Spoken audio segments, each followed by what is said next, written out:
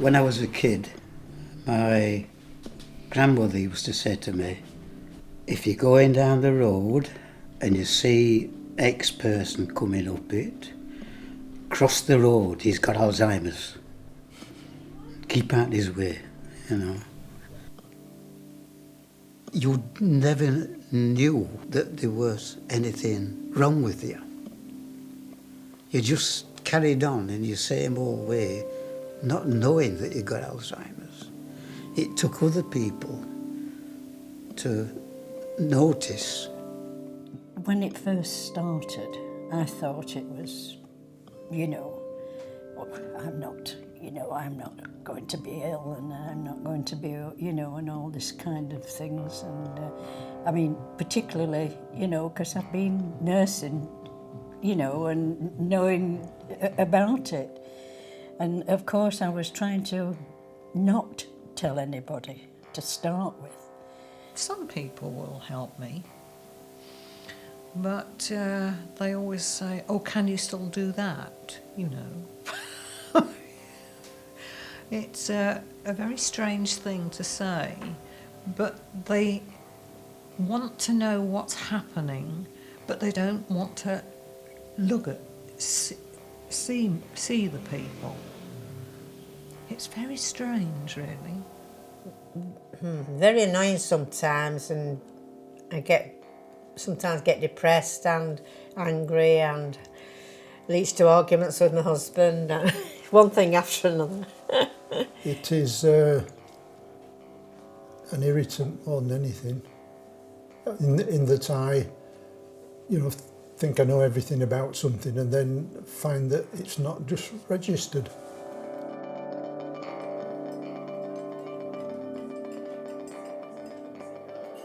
It was recognised that support groups are generally for carers, and that actually there wasn't a support group for anybody with dementia, and a chance where they could come on their own without the person that cares for them and give their views. I've worked with people with dementia a long time, but I don't have dementia, so I can't know how it feels. I might have a good guess at it, and I hope I've got a good idea of how it is, but it's not the same, is it? It's quite a sort of new idea, really, that people with dementia do have a voice, and that they may want to talk to other people who are in the same boat as them, so we give them a chance to do that. Throughout the session. Well, knowing that other people are in a similar situation to yourself, I think that's important. You're not alone. No, you're not. I'm fortunate in that I've got a family there as well. I've got grandchildren, so. And the downside at that point or this stage is that I decided I was going to hand the car, stop driving, and that made a big impact when there was no driving anymore. But we're getting very good at going on trains. We all wear name badges to make it easier for people when they're talking, so they know who they're talking to. And we just sort of make sure that everybody has a chance to have their say. But actually we do very little. The group does it all. They know they can say how they're feeling and what they want. Nobody's going to judge them for it. And also their carer isn't there, because they've all said that if their carer was there, they might have been more reticent about what they're going to say. So it's important that they have a place where they go, where they feel safe and able to say how they're feeling and talk about their everyday life. It's like I used to play golf a lot. I played all over. Golf, Glasgow. I can't even play that now. My life's gone. It's coming back up though. Right. Why do you think it's coming back up, Norman? You know why it's coming back up? And this is true. It's because of these coming here. I agree with that. It's made me feel a million times better. I used to sit in my flat, just on my own. Didn't bother with anybody. I couldn't even talk.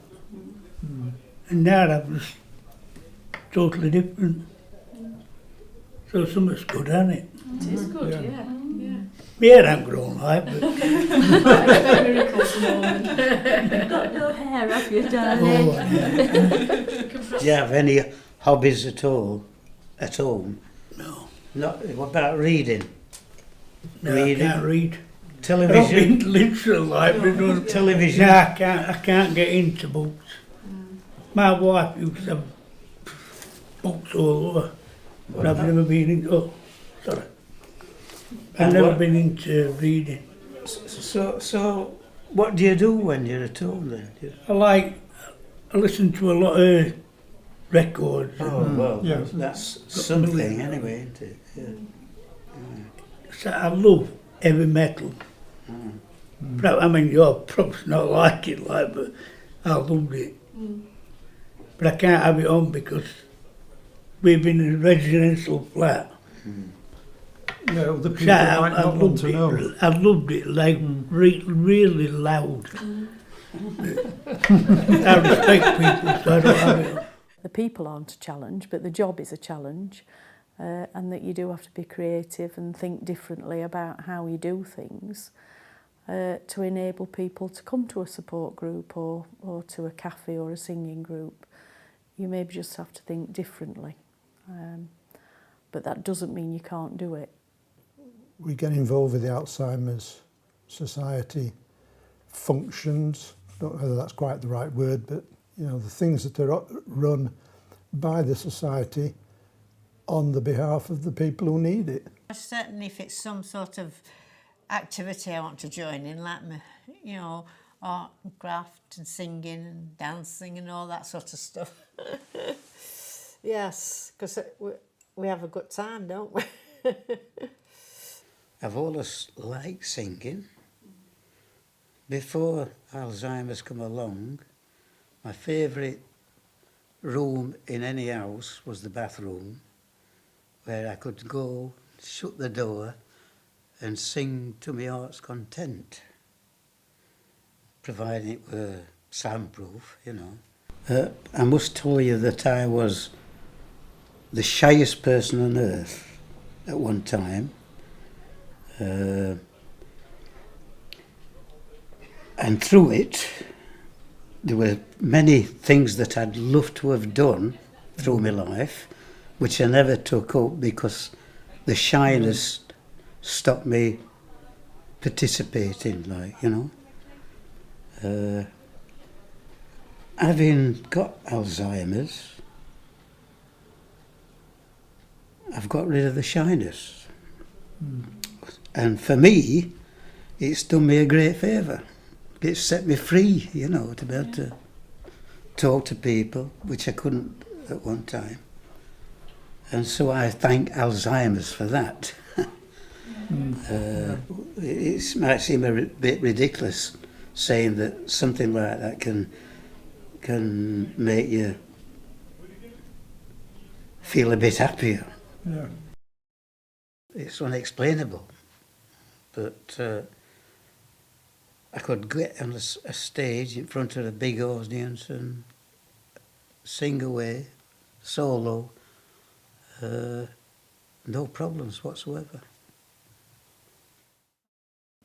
So I think it's just that sense of community and support that people get, and feeling valued and listened to by people. I say sometimes we cry with laughter and sometimes we cry. My mum was lovely, but she had dementia. It was a shame, really. And do you think things have changed for the better? I don't know. I can't honestly say that. But if some people who can help and give you some sort of, say, look, be careful, calm down. But like the other day, I didn't know what I was going to do. And I thought, sit down and be quiet. And that's all I did. I just sat there, quiet. Yeah. You've said that, haven't you, Anne, quite a lot? That when if you're feeling particularly confused and not, that you just either take yourself off, go to bed, or do go something. Yes, it's very good. You know, just walking round or see somebody, you know, and you have to say something when you're going round. you know, when you've done that, you feel much better. Traditional methods of listening aren't necessarily going to work for people with dementia. So that's why we're asking people with dementia, what's the best for you? How would it work out for you? And things are changing for the better. And so they should as well. It's about time. We are all members of a club, really. That's the way I see it. And the people in the club help one another. I definitely sort of sit around trying to think of ways of coping, you see. I'm always writing myself notes and trying to work things out for myself. That's it. I said, I'll just read it out to you. Live with my limitations, I put. Keep calm and organise things so that I can remember where they are. They're my 3 things I try to live up to, but I don't know, you can't read it, can you, on there? Is it? So that helps you by having a book, really helps. Yeah. It's even in there, you see. Yeah. All sorts of things. Yeah. Where I lived, all sorts of things like that, and medical and all that stuff. I take it with me out all the time. Yeah. And I'll get one of this as well. Yeah. So that's all right. I feel all right when I go out.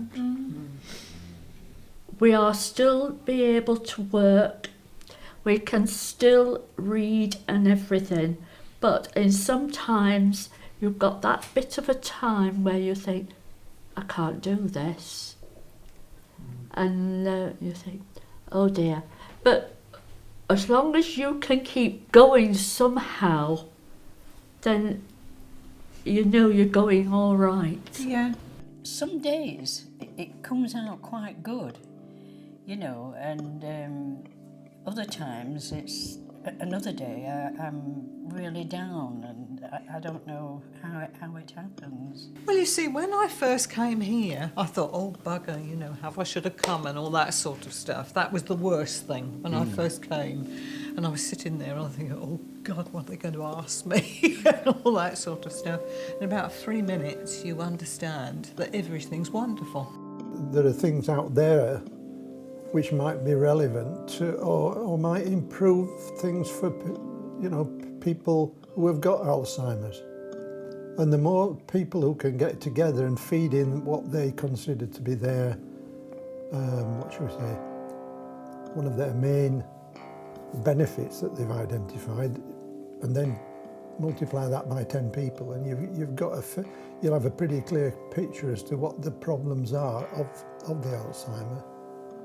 And while they're doing that, they're thinking about, well, what's the relevance of that to the NHS? And you know, what can how can we make use of that information? Yes, it should have to be a group discussion, not just a personal interview, I think. Yeah, group discussion with other people with dementia probably, yeah. The people I work with are inspirational. They know what they want and they know what they would like, but nobody's actually bothered to ask them. There's one certain thing. It's not contagious. If it's going to happen, it's going to happen. Not through anybody else who's got it, causing it. It can happen to anybody.